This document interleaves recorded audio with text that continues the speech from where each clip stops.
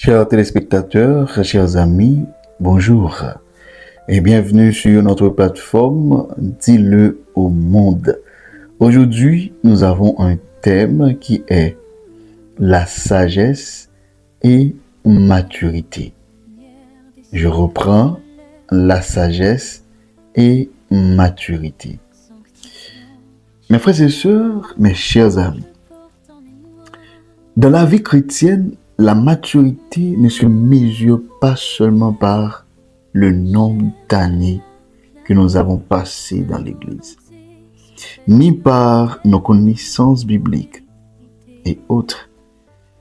Une personne peut être dans l'Église depuis longtemps, des années, mais encore avoir une attitude spirituelle immature. Eh bien, à Corinthe, le problème n'était pas seulement les divisions entre les membres, mais aussi leur manque de maturité spirituelle. Ils avaient commencé à placer des hommes au centre de leur foi. Moi, je suis de Paul. Moi, je suis d'Apollos. Eh bien, en faisant cela, ils oubliaient que tous ces serviteurs, eh bien, c'est Christ qui met, c'est Christ qui patron. Pendant que vous quittez patron, eh bien, il y a un serviteur là. C'était un manque de maturité spirituelle. C'est que une chose à savoir, mes frères et sœurs, l'immaturité spirituelle produit des divisions. L'immaturité spirituelle produit des divisions. C'est toutefois que nous à l'église, ces divisions, c'est pas l'empire, mais son manque de maturité. Paul dit aux Corinthiens qu'il ne pouvait pas leur parler comme à des personnes spirituelles, mais comme à des personnes charnelles, comme à des enfants en Christ, des bébés là. Mais pourquoi Paul utilise-t-il cette image qui est l'image d'enfant? Parce qu'un enfant, mes frères et sœurs, un enfant spirituel a encore besoin d'être guidé dans beaucoup de choses. Il réagit souvent selon ses émotions, ses préférences personnelles et ses intérêts. Bébé là spirituel. Le chrétien me connaît, qui réagit selon ses émotions. Il y a des chrétiens, on t'y pilé, on t'y frappé, ils t'ont explosé. Il y a des chrétiens, si ça pas n'a intérêt, on pas la donne. C'est ce qui arrivait au Corinthe, mes frères et sœurs. Au lieu de regarder Jésus, il regardait aux dirigeants humains. Il disait, ah, moi-même c'est mon Paul, moi. L'autre a dit, ah, moi-même c'est mon Apollos. L'autre a dit, ah, moi c'est mon Céphas. Le problème n'était pas Paul ou Apollos. Ces hommes étaient des serviteurs de Dieu. Le problème était de donner à un serviteur une place qui appartient uniquement au maître. C'était ça le problème. Aujourd'hui encore, nous devons faire attention à ne pas baser notre identité spirituelle sur un prédicateur, sur un ancien, sur un responsable ou une personnalité religieuse. Les serviteurs peuvent nous conduire vers Christ, mais ils ne doivent jamais prendre la place de Christ. La vraie sagesse vient de Dieu.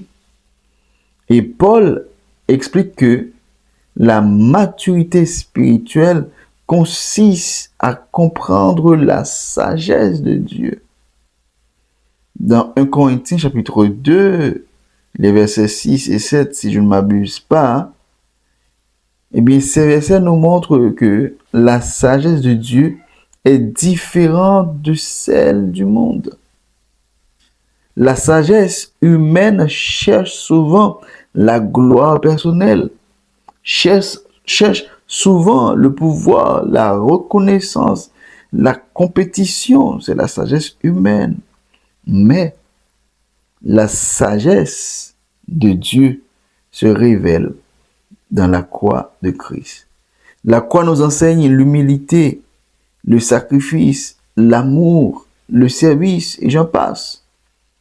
Jésus, bien qu'étant le Fils de Dieu, a accepté de servir et de donner sa vie pour les autres.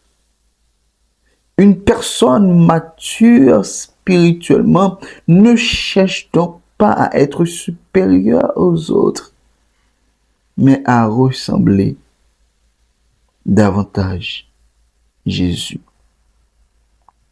Le chrétien mature se nourrit d'une nourriture solide. Eh bien, Paul comparait la maturité spirituelle à la différence entre le lait et la nourriture solide. Un bébé a besoin de lait, mais un monde qui est adulte, qui est tout dans la bouche, eh bien, il a besoin de manger qui est solide. De la même manière, un nouveau croyant commence avec les bases de la foi. Mais avec le temps, il doit grandir de la compréhension de la parole de Dieu, dans le discernement spirituel, de la capacité de reconnaître ce qui est bien et ce qui est mal. Hébreux 5, verset 13-14 dit que la nourriture solide est pour ceux dont le jugement est exercé à discerner le bien et le mal. Un chrétien mature, c'est un chrétien qui est capable de discerner le bien et le mal. Un chrétien mature ne se laisse pas facilement entraîner par les opinions humaines ou les conflits. Mais ce chrétien-là, le chrétien mature, cherche à comprendre la volonté de Dieu. Nous là, la maturité. Tous les serviteurs travaillent pour le même Dieu. Selon 1 Corinthiens 3, verset 9, ce verset nous dit, nous sommes ouvriers avec Dieu. C'est que Paul rappelle que ni lui ni Apollos ne sont pas le centre. Ils sont simplement des instruments utilisés par Dieu. Eh bien, mes frères et sœurs, l'Église est le champ de Dieu. L'Église est l'édifice de Dieu. L'Église est le temple de Dieu. Mes frères et sœurs, nous devons être matures, des chrétiens matures. Et il y a ouais que nous matures, c'est à travers le comportement, à travers les décisions, à travers gens que nous vivons. Ok? Gens que nous vivons. Et en question que nous pour nous matin, quel signe montre qu'un chrétien grandit dans la maturité spirituelle? Bon, je vais quitter avec plusieurs questions. Deuxième question, comment pouvons-nous montrer que Christ est au centre de notre foi et non les personnes? Et quels sont les dangers de mettre trop d'importance sur un dirigeant humain? Mes frères et sœurs, cette leçon, je dis, c'était sagesse et maturité. C'est que nous devons apprendre et que nous devons comprendre aussi. La sagesse et maturité. 1 Corinthiens 3, 11 dit, car personne ne peut poser un autre fondement que celui qui a été posé, à savoir Jésus-Christ. Jésus-Christ, c'est le fondement de l'Église. Le fondement de l'Église n'est pas un homme, n'est pas une personnalité, n'est pas un dirigeant. Le fondement, c'est Jésus de Nazareth.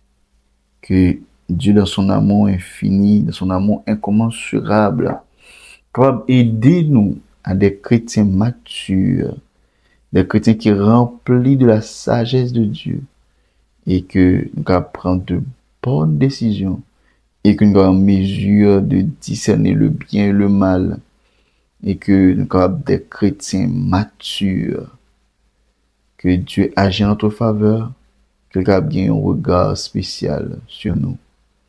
Que Dieu vous bénisse abondamment. Rendez-vous c'est pour demain encore, si Dieu le veut, pour une autre capsule pareille. Pas négliger, nous un like, pas négliger, nous un commentaire, dis-moi penser, dis-moi comprendre et répondre aux questions que nous posons et partager le son à nos amis, à nos proches et que ensemble nous allons grandir spirituellement. Bye bye.